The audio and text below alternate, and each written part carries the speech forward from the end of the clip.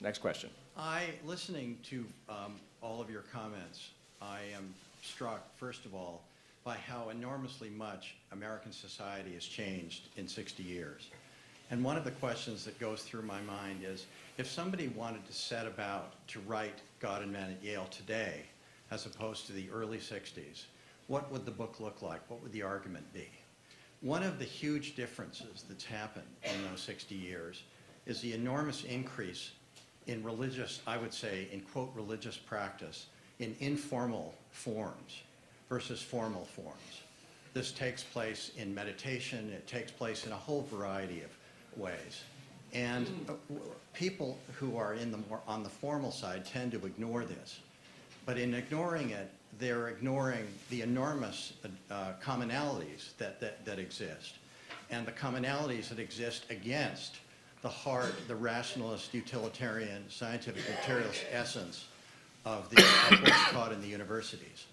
Probably no one in this room knows that the San Francisco Unified School District today has become a major institution committed to transcendental meditation as a means of reforming its schools. The San Francisco Unified School District bureaucracy has not only committed to this, but a majority of the bureaucrats in the downtown bureaucracy have become regular meditators.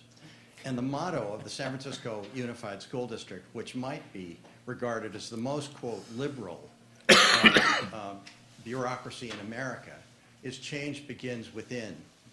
4 of the schools in the district are now practicing meditation. And the extraordinary increases in learning and reduction in behavioral, 10 other schools are lining up to do it. Yet there is no reporting of this in the press. And there's no reporting it in the press, I think, for the same reason that there's no expanded version of what the struggle here really is. And it has to do with a rigidly objectified scientific materialist essence in the intellectual idiom, which still dominates the universities. Anyway, I'd love to And there's a teachers' union. Right. Well, Right. I agree with you about the problems of a programmatic, materialist, secular society and so on. But I did not know that about San Francisco. Of course, it's California. But I do remember Chesterton once said that, talking about, he didn't use the phrase, but some of these New Age things, the most horrible of all religions, the religion within. What he meant, I think, was that there's something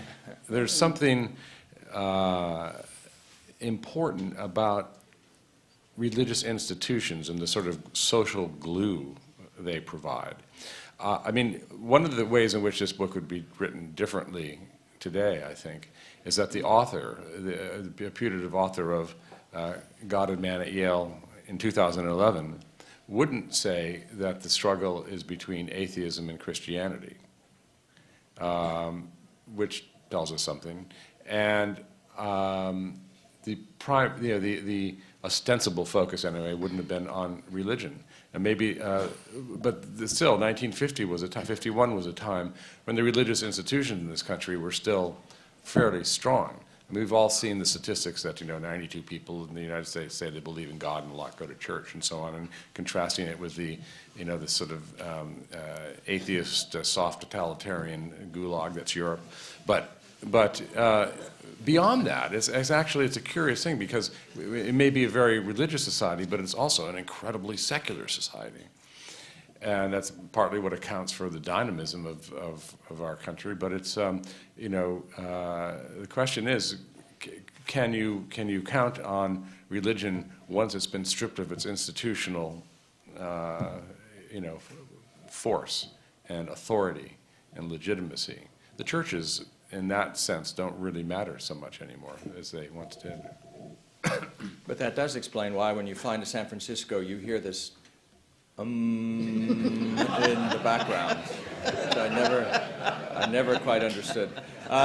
This will have to be the last question, and then we will stay seated. The people who are standing may come down and find a seat, and we'll move directly to the next panel. Last question. This is a question for the whole panel.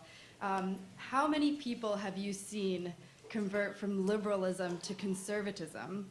And if you have seen this miracle occur, what was the trigger? Did the person come to the faith first and then gain conservatism? Did they become pro-life? Did they read a great book? Did they hear a speaker at their university or elsewhere? I would be very curious because I'd like to replicate this cathartic moment. So you're asking how many people have I seen come from liberalism to conservatism, is that right? Approximately, yes. Yes. Well, this one right here, it's Dr. and her husband, and I've seen Jean millions. Kirkpatrick. Oh, yes. And for a while, Pat Moynihan. A brief while. All right, but so we've seen a lot of it, but it did stop, however. And that's kind of interesting. It stopped. What I call in this new book of mine, the good liberals. They had a civil war in liberalism in '48. You probably know about this war in '48. And Arthur Schlesinger and people like that rid liberalism of its radicalism, and boy, they sounded pretty good to me for a while there, even Arthur. But and then again, it happened again about '68, something like that, '72, with Midge and her husband and Irving Kristol and the whole gang of neocons. But the interesting thing is that at some point it stopped and the battle lines were drawn.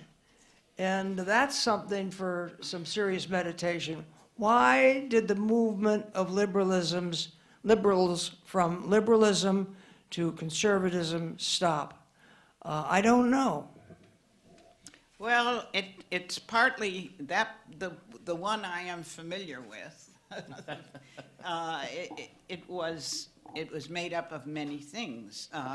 The world had gone through a cataclysm, and now everybody was very cheerful in America, so there was a big radical sense of hooray, we won, and we can do it all. We can make this country just and pure and perfect and rich and everything easily.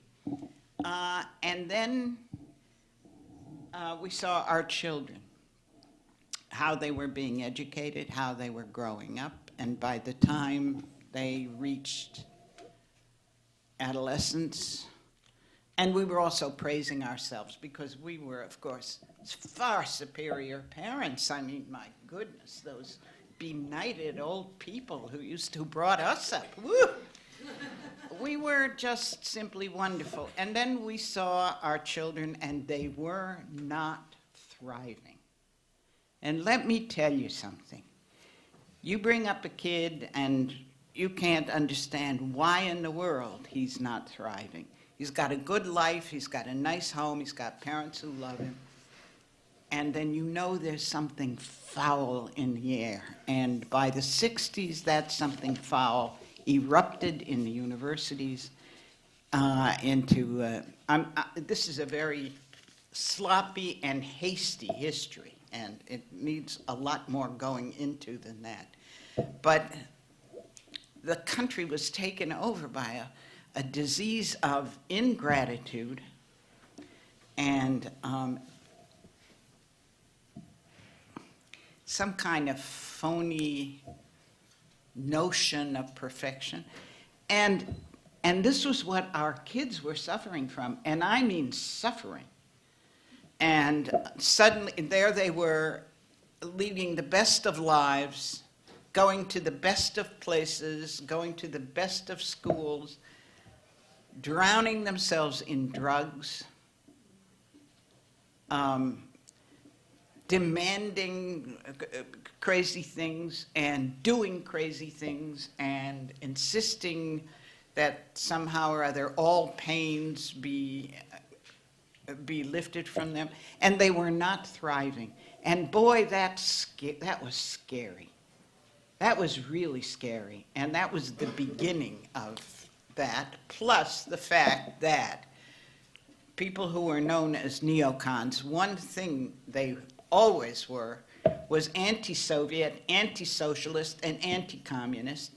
And there was a whole new revival of this stuff going on in places where it shouldn't have been, universities, publishing houses, Yeah. serious magazines, and it was a very, very, very serious lesson. Anybody who wants to, you don't need to be a neocon now. You can just go and be a plain con. Yes.